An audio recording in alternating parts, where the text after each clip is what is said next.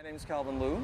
I'm an electrical engineer by training, working in the computer industry. So I was in AMD at the time of the K6, K7 processor design, the Athlon processors, which came out around 2000. Since then, I've been in various parts of the semiconductor industry, so working with the 90 nanometer, 65, 45 nanometer technology nodes. And right now, I'm director of operations in a cybersecurity company called the Ventura Enterprise Risk Management. Well, the biggest challenge is that the problem is big and it's getting bigger. It's good for us as a company, of course. Ventura is a services company. We help companies mitigate risks that they have encountered through insiders, through outside attackers, and so forth.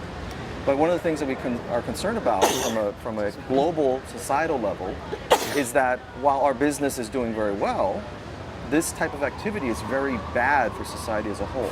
Yeah. We worry a lot about the impact of this activity eroding the trust that's in the internet, that's in IT, which underlies so much of the productivity gains that we as a society have experienced for the last 3 decades. It's really not exactly a technology problem.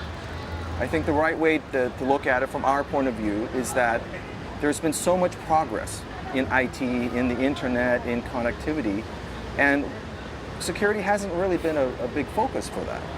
And so the result of this is we have a tremendously fragmented IT and security infrastructure.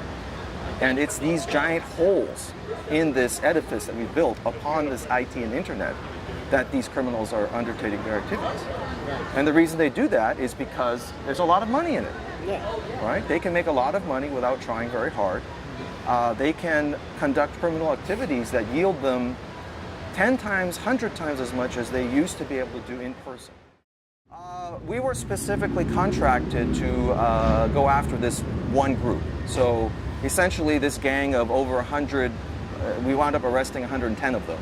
But over 100 individuals had created a system essentially to target several big banks' customers.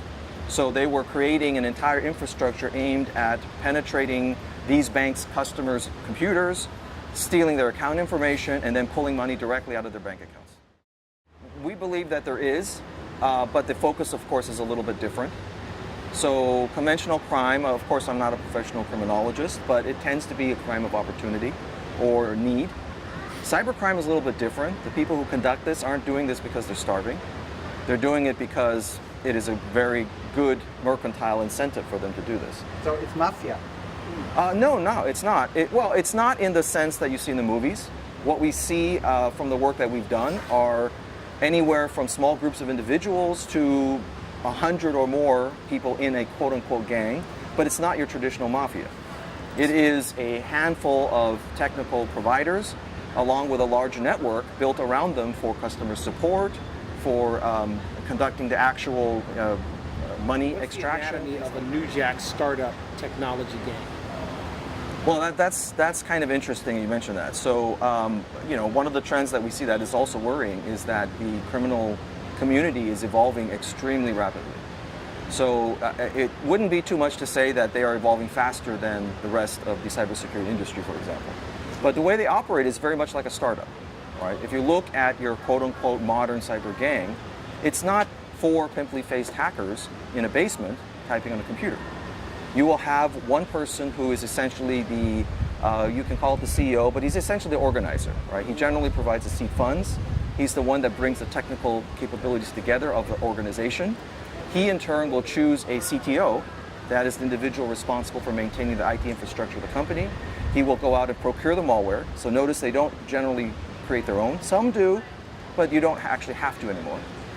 In turn, depending on the specific crime sector that they focus on, there could be a chief marketing officer, right? And that's his job is to actually go out and propagate the malware, either through social media, watering hole attacks, through phishing emails. There are a number of different activities, but it is a marketing activity just like any startup.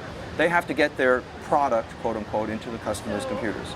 And of course, once they've stolen whatever it is they need to steal, generally speaking, in order to monetize, they have to actually undergo a process to convert this value store into cash. And so you will have your chief financial officer, whose job will be to figure out a way to launder this money into their use safely. Response network or an ecosystem that responds that efficiently to this?